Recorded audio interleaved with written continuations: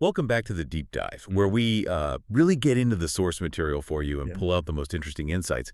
And today, we are plunging into just a huge moment, really pivotal, from one of those, well, beloved fantasy stories ever told.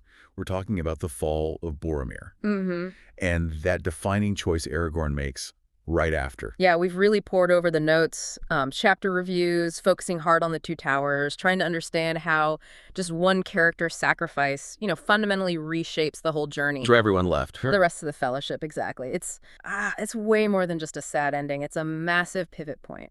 Okay, so our mission for you today, we want to unpack this critical shift. Yeah. How the Fellowship goes from, unity to fragmentation, and show how this single heroic act, while heartbreaking, actually impacts leadership. Yes, their loyalty too. Right, and pushes the story forward in really powerful, kind of unexpected ways. Okay, let's dive in. So that moment, right at the start of the Two Towers, the chapter, The Departure of Boromir, it picks up like immediately after the Fellowship breaks apart. Yeah. And you feel that emotional weight from the first lines. Straight away. We find Boromir mortally wounded, arrows, lots of arrows. After this just desperate noble stand defending Merry and Pippin from orcs. Yeah, and what's really fascinating there is the sheer dramatic power and symbolic power too. Yeah. His death isn't just, the end of his story. It's the culmination of that whole inner struggle he was having. It becomes this powerful redemption. That's a great point, because he had fallen to temptation earlier, hadn't he? He had, trying to take the ring from Frodo, that moment of weakness. Right, the ultimate temptation in that world. So for him to then consciously choose, to fight and die defending the hobbits. The ones he maybe even saw as burdens earlier. Exactly. It feels like he's really reclaiming his honor there, doesn't it? Completely. He dies a hero's death. It's a complete turnaround from nearly succumbing to the enemy's power. And his last words to Aragorn. Oh, absolutely crucial. It's everything. It's a confession, an apology, and it's this powerful blessing almost, a kind of benediction, as the notes say, of Aragorn's role, as the heir to Gondor, the kingdom his family served. Yeah, so this moment, it's not just about death. It digs into these deep themes: honor, moral complexity. Boromir comes across as, yes, flawed, definitely prideful. Very human. Very human, but ultimately courageous. That's why he's so tragic, I think. And so relatable. Yeah, that resonates. Yeah. So after he falls, Aragorn, Legolas, and Gimli, they have this funeral, this quiet warrior's funeral. They put his body in a boat, send it down the river end to end. What's the weight of that act beyond just saying goodbye? Well, that quiet act, that ritual, it marks a huge transition. It's really the end of one thing, the Fellowship as it was, the shared quest. Right. And the beginning of something else, war, individual paths, danger. It's a symbolic farewell to that companionship they had. And Tolkien's language there, the broken horn, the river carrying him away. It's so evocative. Sets the mood. Absolutely. It gives it this profound sense of loss, but also dignity. It's, a beautifully tragic opening. Closes one door, opens many others. So the Fellowship is shattered, Boromir's gone. Yeah. What happens right then? Because Aragorn and the others, they're immediately faced with a huge problem, aren't they? They are. A really defining dilemma for Aragorn. Merry and Pippin have been captured by the orcs, taken. Right. So he has to choose. Chase the orcs, try to rescue the hobbits, or stick to the original plan. Follow Frodo and Sam, protect the ring bearer. Strategy versus friendship almost. Exactly. Which way do you go? The fate of the world might hang on it. And it's really striking looking at the material.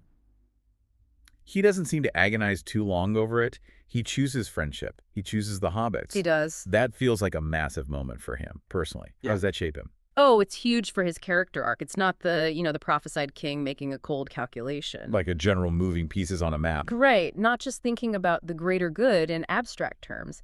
He chooses loyalty. He chooses connection. It shows us the burden he feels, sure, but also the depth of his sorrow for Boromir and his care for the hobbits. So it redefines his leadership in a way. I think so. It shows it's grounded in love and loyalty, not just duty or destiny.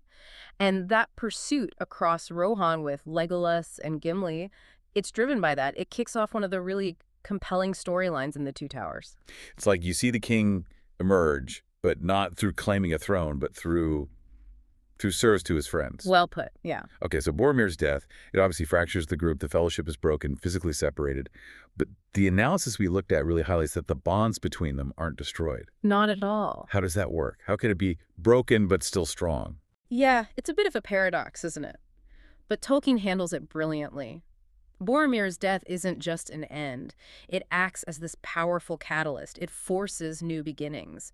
A renewal, almost. Renewal of purpose. Exactly. A renewal of purpose, a sharpening of character for those who remain.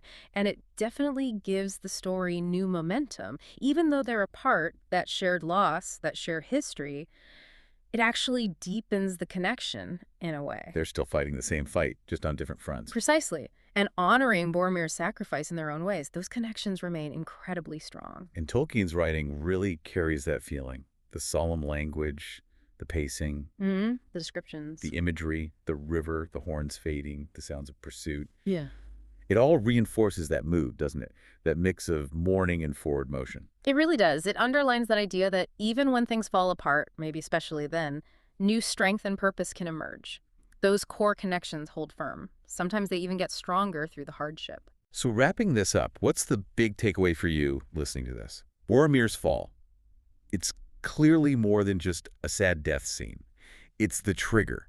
It forces Aragorn into a leadership role defined not by, I don't know, birthright alone. Or strategy alone. Right, but by loyalty, by compassion, by choosing people. And that choice sets everything that follows in motion for him, Legolas, and Gimli.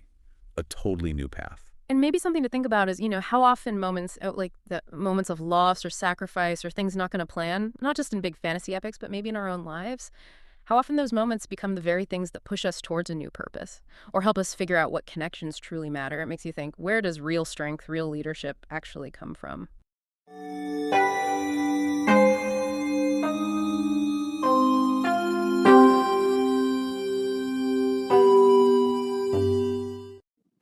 Me